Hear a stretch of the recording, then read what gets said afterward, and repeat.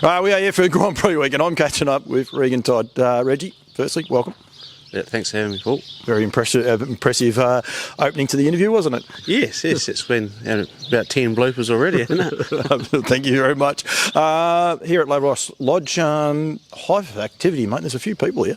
Yeah, no, we've got about 30 of our own, and there's about 10 staying, so yeah, there's horses everywhere, but it's been really good and just been working in with each other and hopefully get some winners on Sunday.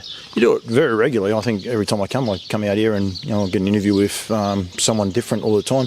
Do you enjoy that side of it, having people coming and staying? Yeah, it is quite good, mate. It's good for them to come down, and it works for us vice versa as well. Whenever we go anywhere, we sort of go stay with them, so it works out. Not many people could say no to you. Not now, no. I sort of got them buggered there. It does make it a little bit easier. We'll start with the Grand Prix horses and we'll touch on your stable after that. But Treacherous Gal, I saw her win the Southern Oaks last year. It was earlier this year. Sorry, had to be because she's a 3-year-old.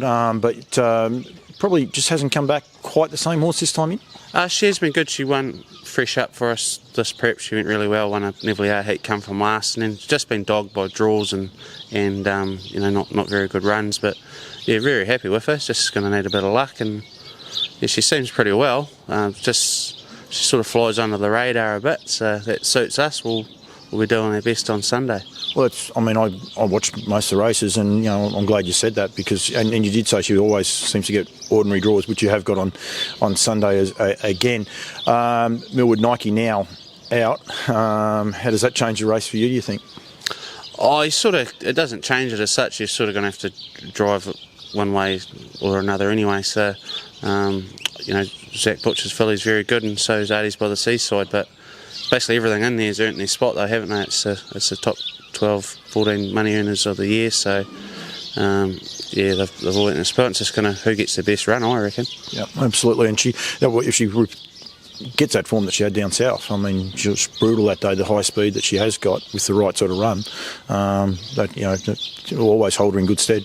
Yeah, that's the thing. Like even if she gets in front of them, it wouldn't matter. So, we won't be leaving any stone unturned this week, and we'll be giving it a good crack. 2-year-old trotters this year seem to be, every year I say it, but I think they're getting better. 2-year-old fillies seem to be better than the boys as well this year. Little Whip won first up, I think. Is that right? Right or second up? No, she hasn't won a race yet, but she did. Yeah, she did run second in the sales race, so she went really good there. She's a funny wee horse, but she has been getting better with the racing, and the boys have done a great job of showing her. She's touching herself a bit in the last couple of starts. She's been perfect, so it's good. It is good splitting them up, fillies and colts. Just trying to think, the sort of best one so far is probably Princess Sadie's been the benchmark, and Empire City, yep. 2 very nice fillies. So I do think we're a rough place chance if we get the right run, sort of thing. Yeah, and tricky draw, but sometimes wide draws are good with trotters, aren't they? That's the thing. She's quite a speedy wee thing as well, so she can sort of just sit off the speed. Well, the main thing is doing things right, and then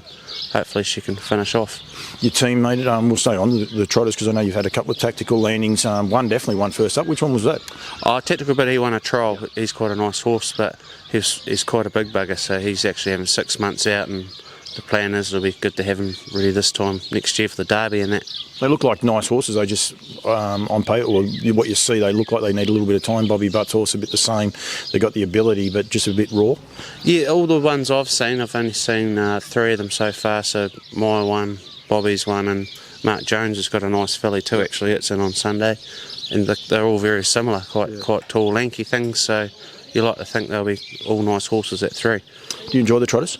Yeah, I do. Yeah, I enjoy them when they're trotting, but they're a bit of a head scratcher, but it's a good challenge for something different. It's a bit of the future, like Bernie Hackett's here. I'm going to have a chat with Burns in a sec, but I think the trotters have always been, especially in New Zealand, have such a high regard, especially the fast class horses, but the depth in them right across the board now, it's pretty exciting, really. Yeah, I think just with the breeding now too, like we're getting the world-class stallions, you can go to nearly anything now, so that's a massive help, and the broodmare pool's just getting better too. The other side of the team, the pacers, you've got quite a few babies at the minute, just trying to work your way through them.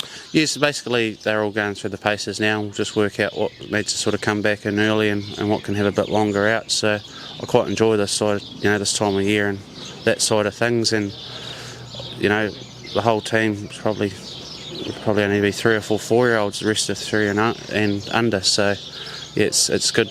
Bit of a rebuilding phase and get the babies coming through. The scary part about it is like yearling sales aren't far off, so you sort of then go start penciling for and looking for the next lot. Is that a bit of a struggle? You're not a small stable with the numbers you got, but a young stable. Is that one of the struggles you have over here? Is being able to sort of suppose get rid of some horses that might have 1 or 2 wins to make way for these babies that might have 10 wins in them?